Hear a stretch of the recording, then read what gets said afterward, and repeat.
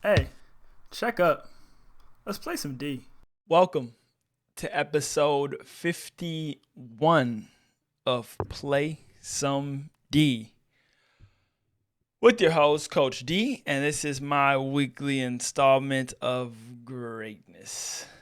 Yes, four topics parsed into four quarters of just a variety of topics. I believe it's been dominated with sports mostly the past, I don't know, month or two, I think. And this week there will be no sports. So we'll have no sports today. So if you're looking for sports, you can turn this one off and hit to the next YouTube channel. You know what I'm saying? Uh, but there's just been a lot of stuff going on with the abortion rights and just a lot. It's a lot. There's obviously the basketball stuff. I'm not gonna talk about hockey, but it's the hockey playoffs. We had um, Jack Harlow's album, Future's album, Kendrick's upcoming album, which I'll probably review. There's just it's just a lot of juicy stuff and that can be talked about and discussed. But I like to piece through and just find the stuff that is relevant, and then the stuff that I just also would like to comment on. So this week is obviously I'm gonna talk about I'm gonna do the Doctor Strange review, thoughts, whatever you call it. I don't think it's just my thoughts. My thoughts on the movie, Doctor Strange 2. I'll talk about I found an interesting article, Politico does is a good article. Being Politico is good. But it's the rise and fall of the star White House reporter. I found an article interesting and I just wanted to briefly touch on it. I saw a really cool article as well about a permanent Olympic city. So I'm going to discuss that as well. And experts. Why Americans don't trust experts.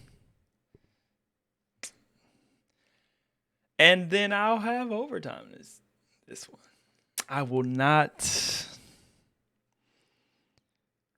tip the hat on OT, but it'll be a part 3 of something I've talked about. But with that being said, if you don't mind, the like button, sub button as always, drop some comments, let me know what you think. Turn on those notifications, but tip this baby off. This is first quarter, and first quarter is all about Doctor Strange 2 and the Multiverse of Madness. Captured a 265 million in international box office, 185 in North America. That's over 450. The budget was 200, so they're doing good. The movie, I guess you can say spoilers, or I don't know. I don't know if I'm a spoilers guy. I don't tell the story. I think most people probably know what's going to go on. Or if they're watching this, they already probably seen the movie. My guess is that you know, they checked this joint out. So it just went a whole different way than I expected. I thought the Scarlet Witch character, Elizabeth Olsen's character, I didn't think she was going to be the bad guy. I guess that's a spoiler. But I guess most people might have expected that. I didn't know what to expect. I thought Doctor Strange was going to be his own worst enemy in this one. I just got a whole different read from the trailers and what I was just looking at. I just thought he was going to be battling himself. And in a sense, he was, but not as I thought he was. So, the movie starts off with a a multiverse traveler that can travel through the multiverses and fighting a monster that they thought was from something else, and they figure out it's from Scarlet Witch. And then that's where you think you're going to jump through multiple multiverses. And that's what I was looking for. I thought it would be mad confusing. And it wasn't. It was just a couple. And it was very straightforward. And what I like to call this movie is informative. I think this movie helps people understand.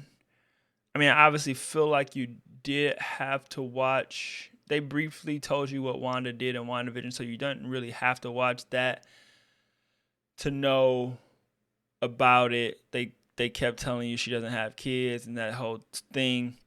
I feel like you needed to watch Loki a little bit because Loki did some, you know, it did, the multiverses, and it kind of gave you a more in-depth overview of them and how the different variants are and things of that nature. So it made me feel a lot more comfortable watching it from Loki. It's my opinion.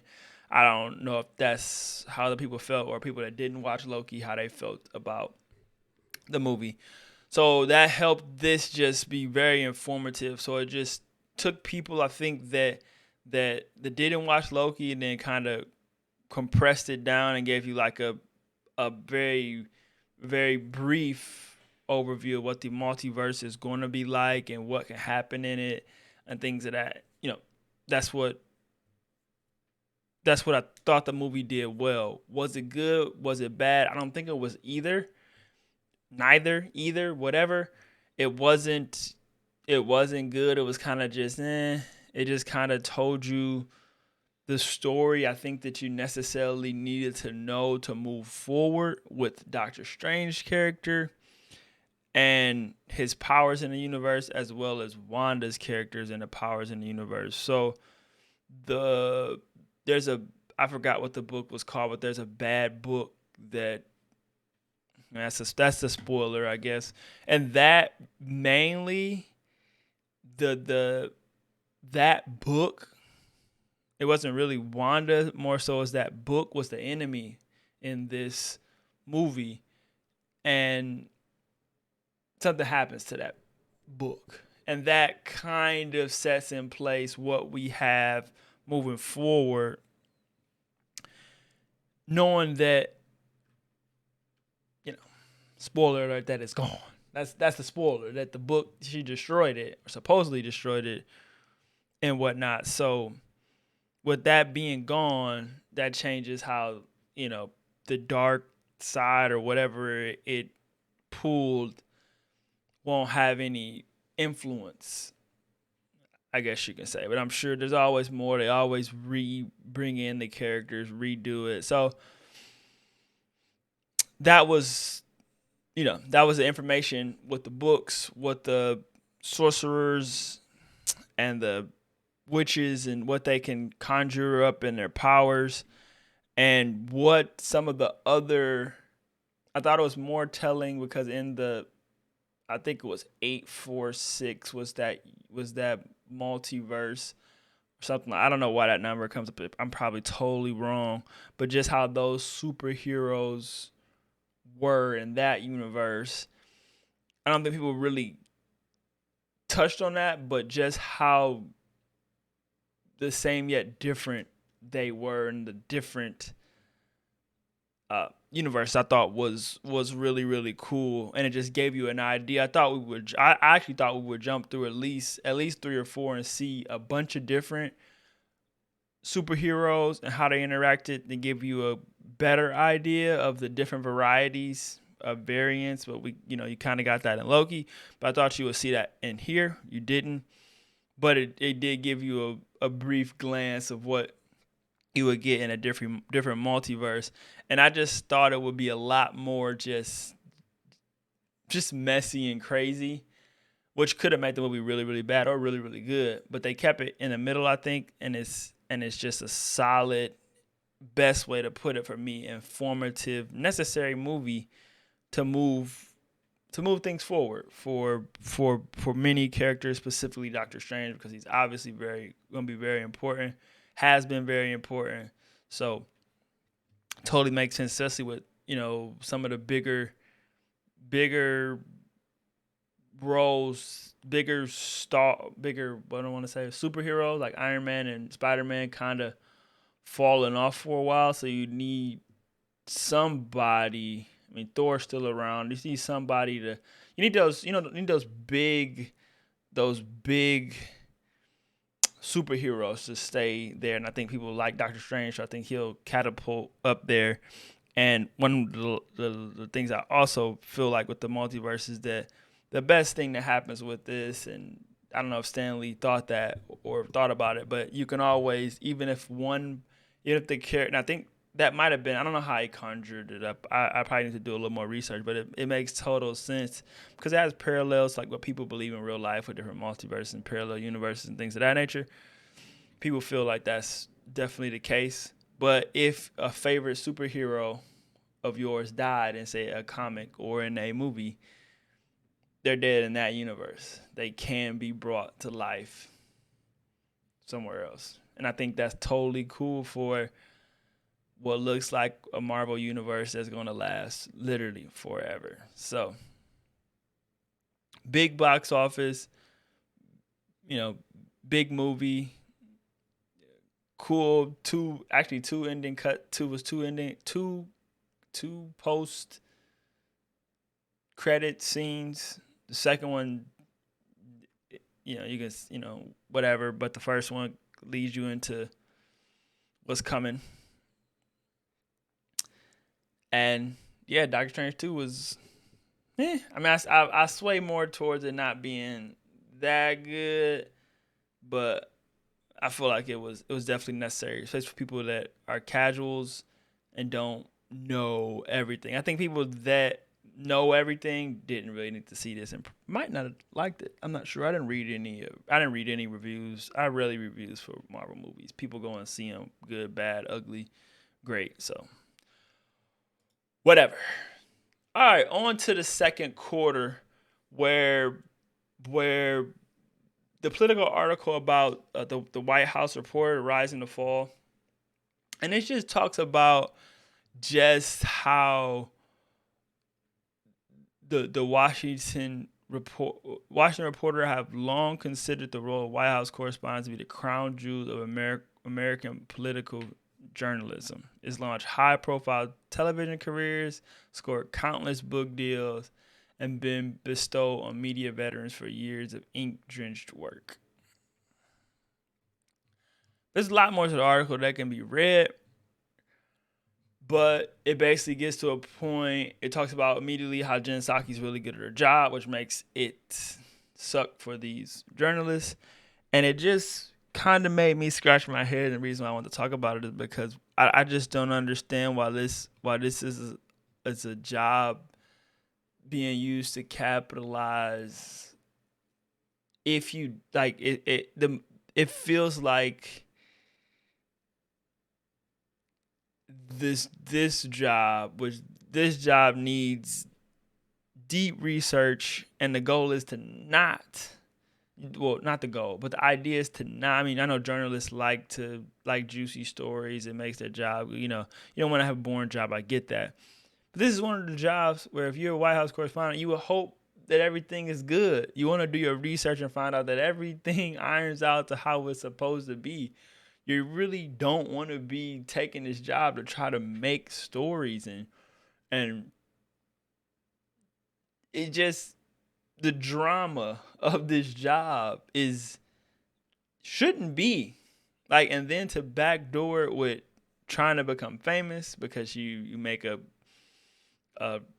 tongue-in-cheek comment or viral video or whatever, because it also talks about in here how the Donald Trump it was just fun in there for them, or I don't know if fun is the word, but Spicer and them just being able to kind of talk circles around him and him saying crazy stuff, and like that's just not what that job should entail, or those journalists should want it to entail. It should be a lot more, I don't know, it should be a lot more like clean. It should be cleaner than that. It should be easy. It should be let me go and dig and find out what the president is doing, what stuff is happening, ask questions, try to get answers, and literally go about your day.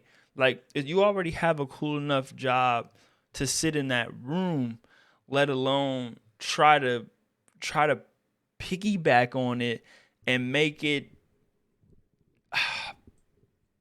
even more of a circus, because that's what it feels like. It feels like those journalists in the room are just a part of the circus. Like, Everybody's trying to find the end or the leak or the whatever. It's like, dude,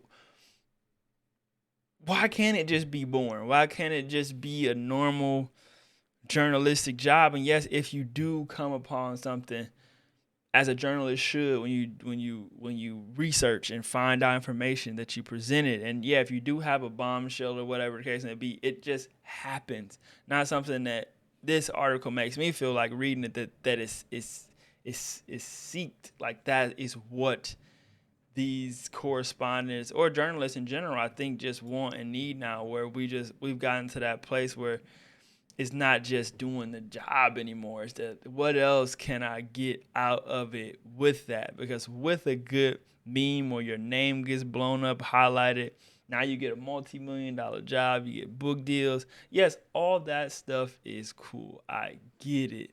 I get it. If it happens, it happens. And that's more along my lines. Is that let it just be organically. Why are we pulling for it? Crown jewel of American political journalism, the White House. Like, you would think the crown jewel will be finding those in-depth stories, just period. Like, just being that journalist to break that story, period. Not in the White House, not the presidential, not Congress. Like, those are the people that's how you know is so fishy and corrupt, and because they're digging and they know that there's something to be found, and once it is found, they have such access to find it, and then now their careers blow up, and that's why the job is crown jewel. If it was boring, if if if the White House correspondent journalist job was boring, it would go to the bottom people, the people that are launching their careers. Everything was how it's supposed to be. Peachy, the government was good. Everybody was on their P's and Q's. Journalists will be out chasing other stories. I guess that's the best way to put it. I was reading it, searching for it, but now that I'm speaking it, listen, that's exactly how I feel. Like, the job should be boring, in my opinion. And if there is a story, you get it, but there shouldn't be a story all the time. You ask the questions of what's going on, you get the answer. You would hope it's truth and transparent, but obviously it's not. That's why this is the crown jewel of journalism.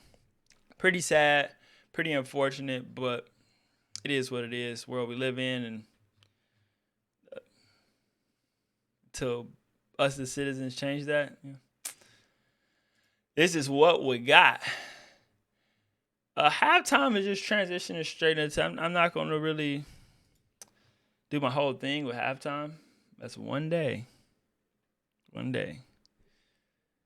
Halftime's going to be good. Who knows when that'll be, but one day. So transitioning right over into sports and just the argument for a permanent Olympic city. Just thought this article was just super cool. Why not? That's just another place for somebody to go. They talk about transporting athletes, fans, and then emissions and building stadiums. It's just a great argument all the way through. I mean, why not build a city simply for it? And then I didn't dig deep into the article, but there could be times where teams or sports can go to this city as well and play there. It doesn't have to be just for the Olympics. And obviously, tourists can go there. You can get way more out of an Olympic city than I think you could even imagine. I mean, people would take trips. I mean, you could have like a whole tournament, and you could just do cool things with it, even for citizens. You could have an Olympic city tournament for cities. It'd be just somewhere people can go and play sports and have a good time. I think you could make a lot of money out of it. That's also another thing I think why it would never happen, because then it would have to be it would go to a specific country. So somebody would benefit. I think that's another reason too, is that why you bounce from city to city is that you go to other countries and people spend money in those countries. That's the whole idea of the Olympics and spreading it out. So if Olympics had its own city, it would either be, that money has to go to somebody. It has to be dumped to somebody. If the city if they built something in, I don't know, Arizona, a huge city for Olympics, or it was on an island, whatever. Somebody reaps the benefits from that. Maybe you could come together and have the whole world be able to benefit, where everybody gets a piece of whatever happens. And like I said, I think it could be universal all year round, where you could, once you built that city out, I mean, I would imagine a couple of Olympics pay for. But even in the midst of it, like, I'd imagine the NFL would love to, there'd be stadiums there. NFL would go there and play games or play a tournament. Yeah, maybe you wouldn't have people in the stands, but people would still watch that stuff. It would be super cool, a Super Bowl going there. But people would travel there too, because I would imagine you would make it touristy as well.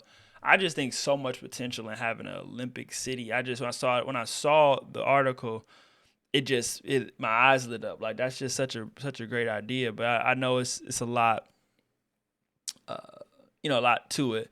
There's the 2016 Rio Olympics whipped up a whopping 3 million tons of carbon, when including all that went into infrastructure, decaying stadiums, littered with internet, costly. For as long as the games have existed, there have been proponents of having just one. Like King George of Greece, he gave a speech offering permanent hosts in origins with. The feeling was the cause of hosting the games was getting more and more. Yeah, that's the other thing too. According to 2018 New York Times, Pyeongchang organized a committee estimated the Winter Games generate about 1.6 carbon. And then the Olympics happen. There's a Winter Olympics. I just think it's awesome. I mean, I think it's just a great idea. Short argued that having a singular location that is vetted extremely carefully with engineers' input or different could potentially stop another environmental blunder. Having a single stadium would make it easier at quality control, of course. Old buildings could be retrofitted. If you had an Olympic-sized Greek island, the place would be a site for international meetings, everything from math competitions. That's what I said. You would get so much out of something like this. You can really get so much out of having a place for competition. Not even sports, just competition everywhere, and even amateur competition, even lesser amateur competition. I was even thinking on such a small scale as imagine a flag football league in California, or multiple flag football leagues across the world, kind of coming together, playing a tournament for a weekend, just having a grand old time. People would pay for that. It would be a vacation mixed with sports, having a good time on an island or in a city in a world-class arena. And people would pay for that stuff. You kind of get double. I know a lot of people would love a break like that, to go somewhere else and have a good time and do a tournament. It would take away from what goes on in specific locations. It would dump money in there, and I don't know how money would get dispersed and who would get to reap the benefits from a single location. But I'm sure, as always, money is the obstacle in something like this, and getting the different countries' governments to agree to something like this would be rather difficult, I can imagine. But I'm pretty sure you could list, there's going to be way more pros than cons. But money is king, so there you have it. That's third quarter. I'm just kind of pushing along where I don't want to go super long-winded and none of this stuff, because as I always say every week, I don't know when I'm going to get to a point where I'm going to go longer than I could imagine. So fourth quarter is usually just reserved for fun, but this isn't really fun. This is just interesting topic that happens to fall in the fourth quarter on Place MD 51. So this is about why Americans don't trust experts. This is a Vox article from an author named Michael Lewis. He's interviewed by Sean Illing from Vox, and I'm not gonna go through the interview or things of that. I'm not gonna go to the interview, things of that nature. No, I'm not gonna go through none of that stuff. But I'm just gonna get my take on what the thing with experts is. I feel like Americans just in general just I don't know if it's Americans. I think people feel like they know what's what. I think people have intuitions and insights about their life and what works for them, what makes sense to them.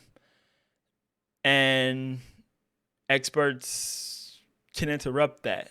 And there's always it feels like for some people there's always a motivation behind experts and what experts say and what studies and conclusions experts come to for what surveys or what criteria you feel like you're being cheated of the information. I just feel like overall people feel like that with experts in general. I think there's some experts that people flock to that believe in that have a track record with them personally, like, oh yeah, I respect what that person says. But a lot of times people see experts and they just blurt out something like, man, I don't know where that guy came from. And he works with that company and he's been working with that company for that many years and he's been studying this for that many years. But I feel like something's still fishy about it. I think that's how people look at experts. And before there was the internet information, people kind of had to take it. He talks about a weatherman here in this article talking about how at first the weatherman started. He knew nothing about the weather. He would get on TV and people listened to him because they didn't have no other choice. But now he's learned after our 40 or whatever many years he said this guy's been doing the weather, and now he's good at it. He knows he actually has studied it. And he's a really good weatherman now. But the weather is another thing. It's like, how do they know? They manipulate the weather. They do. It's always such skepticism with what experts say. One of my favorite things that Charles Barkley says is that there's no such thing as experts. And he's specifically talking about for basketball, and I would totally agree. And sports in general. There's people with some knowledge of things that understand some different things, some different ways, especially people that played in the atmosphere. But that does not necessarily mean that they are right. They just have a different perspective from a direct point of view. Other people do see it from a bird's eye view, and other people just actually study it just casually and just feel like they have a good idea of what's going on. So when things come up, so my argument is that when things come up, you do have to have something, I think, in any kind of society. I mean, you couldn't just have everybody going a bunch of different ways. It just wouldn't be a society. I mean, people would be in trouble. Because when really, I mean, he puts in here, and he puts it kind of mildly, or maybe not mildly. Actually, I don't even know. It's direct. It's not mild or harsh. It's direct. He said there are various safety nets for our idiocy, being ignorant. It's a lot of ignorant, stupid, whatever you want to call it. There's a lot of safety nets for that. And if you didn't have those safety nets and people were just going their own ways, society will fall apart. But not only that, if it didn't, society is going to follow something. And it could be wrong information that then leads to the demise or the downfall of something. Then somebody will redirect towards something else. So you do have to study it, as we do with everything we do, from the beginning of time, from the earliest scientists, from the earliest philosophers, from the earliest kings and things. I mean, they all studied what they did or had people studying for them if they didn't care, if they were just rulers and just ruling. They took advice from who they trusted that deemed responsible enough to give them information, and they took that. So you have to have, and I always tell people like, oh, they lied to us, oh, they did this, oh, they did that. It's like, I get it, but at what point, at some point, you have to say, okay, yeah, they might have been wrong there, but they know enough to have a point of view for you to respect and recognize. If you don't want to do that, just say you don't want to do that. But there is a such thing as expertise. People call it, 10,000 hours of something, and they, are people wrong?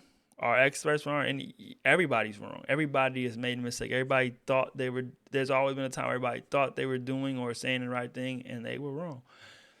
It happens. But my overall take is that Americans feel like they can hop on the internet and find somebody that follows their train of thought and in a lane of, oh, they know what they're talking about. But at some point, a consensus or a specific person, reputable person, or something has to hold true. And I think that's just better and safer for everybody to follow. Yeah, if there's some hiccups along the way where they tarnish their reputation or they make a bunch of mistakes or a fatal mistake or fatal mistakes, yes, you can hold them accountable and then you make the shift to something else. But there's all too often that people just can't wait for an expert to be wrong, or can't, I told you they were wrong, or I told you that wasn't right, or we've all done it. I'm not saying I don't either, but I do respect what would be deemed a person that knows more than me. There are people that know more than me in a number of different subjects. Probably, I mean, obviously in every subject, there's somebody that's gonna know more than me in every single thing I've ever talked about, and I'm totally fine with that. I'm not gonna argue that down. I'm not gonna try to be right, or I'm gonna listen and I'm gonna apply it, and use what I can. If I choose to not do that, you live with the consequences. And I think that's the other thing too, that people feel like they don't. On the flip side, I feel like people feel like they don't have the option to make their own choices and deal with the consequences. That's a whole nother topic, but that has nothing to do with experts. That's just, following rules and the constraints and laws within laws, or same thing, laws or rules within the society. So you kind of got to follow certain stuff, i.e. mask or whatever the case may be. Not, either I said, this wasn't specifically about COVID at all. Not even trying to say that, but just multiple things. But this guy also makes a really good point in an article about when the government got laid off, and he went and interviewed a guy who studied currents in the ocean and how things drift and how that saved people's lives.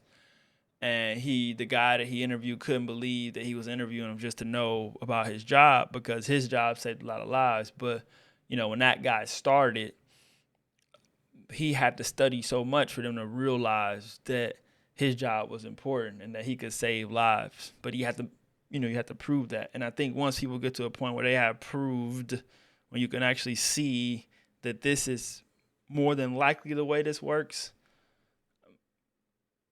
sometimes it is an exact science. Sometimes it's not quite an exact science. Talking about ocean currents here. Like, what he has tested says this is what it's going to do. You want to roll with that, or you want to, jump in the ocean and hope nobody's going to find you, type of deal. Like, this guy can, if you fall in, this guy might be able to find you. If there was no such thing as experts or people doing good things, like, people would die in ocean currents where he's saving lives. And that was kind of the point of it, is that when you get certain people that study stuff for so long, you kind of got to give them a chance to state their case. And yeah, if he had studied for however many years and people were still drowning and we were going the wrong way, like, okay, yeah, that dude don't know what he's doing. It's different. But when people have reputable reputations, I just think people need to be a little more understanding of that and respect that there are people that know some stuff. Whether you want to do it or not, follow it because you can Google it. I don't know. All right, so spoiler alert is up. We got overtime. OT for 51, baby. And I'm bringing back round 3 of happiness. We bringing back round 3 of happiness. This one's more specific to just survey results. The Ipsos, I believe I say it right. The Ipsos survey from post-pandemic, I want to say. It was April 14th was when it was, and it was all over, across 30 countries, 20,500 adults under the age of 75 between November 19th and December 3rd. And 2 in 3 adults, 67%, consider themselves happy. Among the countries surveyed, happiness is most prevalent in Netherlands and Australia, 86, 85. Very or rather happy, China and Great Britain both had 83, India 82, France and Saudi at 81, and China had 80%. The surveys are kind of weird with that because those countries might have been doing some weird stuff, especially Saudi. Saudi probably was over them people's shoulders when they was taking those surveys. No, I'm just playing. I kid. The prevalence of happiness globally is now not only higher than it was in mid-20s, mid-2020, a few months in the COVID-19 pandemic, but also compared to mid-2019, months before the pandemic. However, it's 10 points lower than it was 10 years earlier, back in 2011. So, I'm not going to talk about the happiest. The idea of the article isn't about the happiest countries at all. I did just want to give a little bit of background into it, but what I'm going to specifically focus on here is among 31 potential sources of happiness, people across the world are most likely to say they derive the greatest happiness from these things. I was going to originally do top 5, but since there is 11 on here and I wanted to highlight where money fell, it was 11th.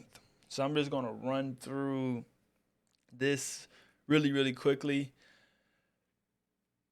These two, obviously, both being 42%, having a meaningful job, employment, having money, they kind of fall into the same thing. Being in nature, that's kind of pretty cool. People found that to be happiness. Feeling in control of my life, that I would think would be higher.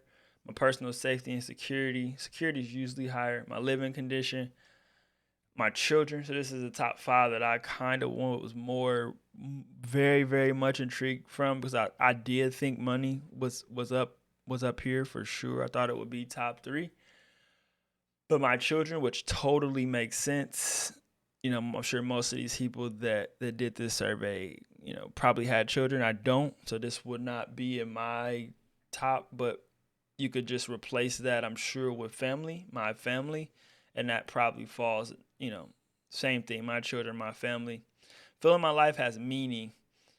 For me personally, I think this would be, one or 2 for sure. For me, that's a big thing, I think, for people.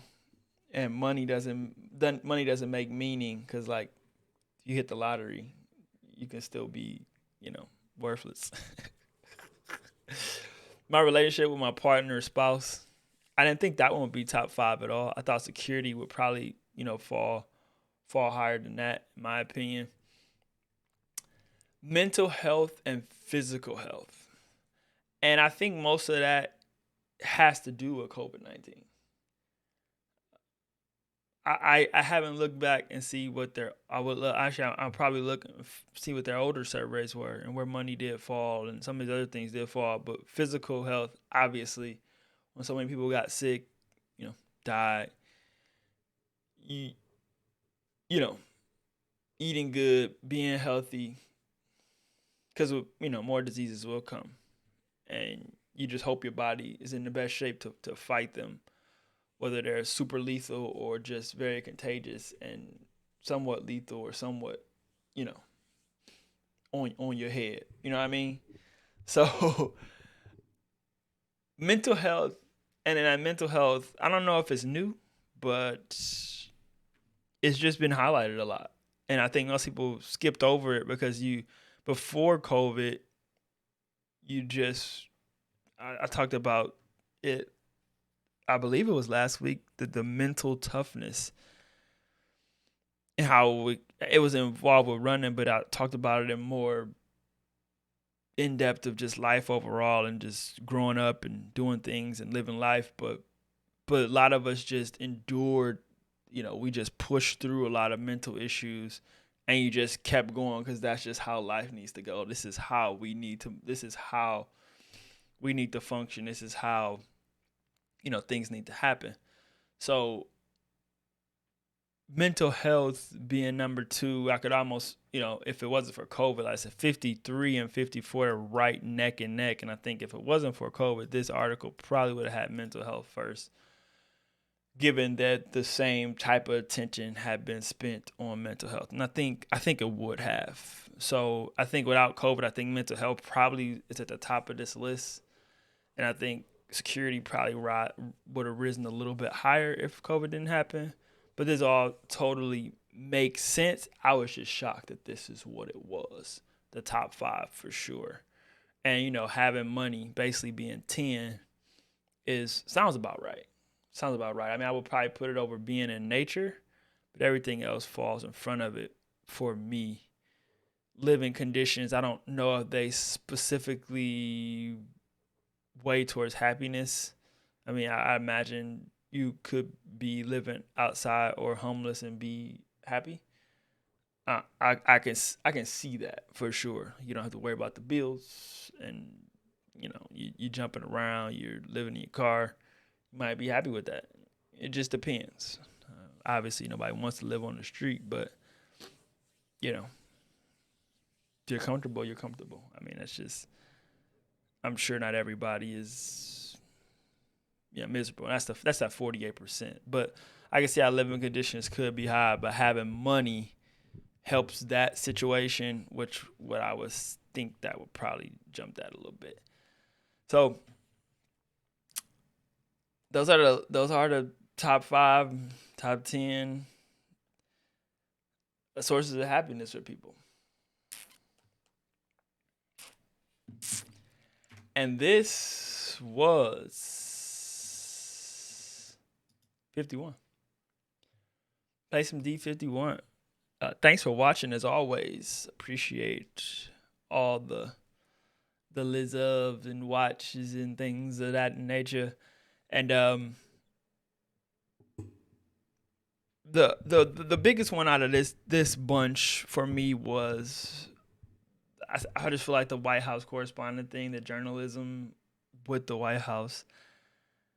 Something didn't rub me right about that and that whole thought process of just how you can leech off of our institution that's supposed to be our grandest one, that's supposed to be holding us together.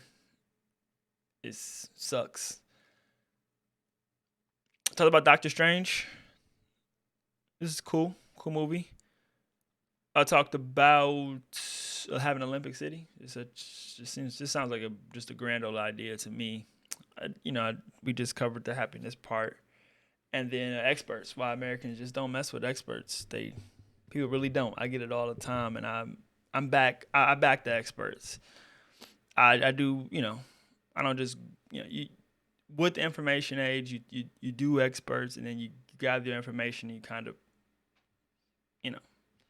and then if there's some kind of discrepancy, you kind of got to pick a side. And I think you should probably lean towards the people that's been studying it. But that's just me. And this was Play Some D.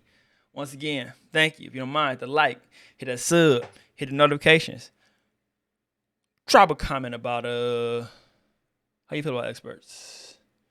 do you think about Olympic City? And what did you think about Doctor Strange, the Multiverse of Madness, Madness of Multiverses, or whatever it was called? It was called one of them things. It's just Doctor Strange too. But I'm clowning. All right, but as always, be cool, keep your light, stay tight, be great.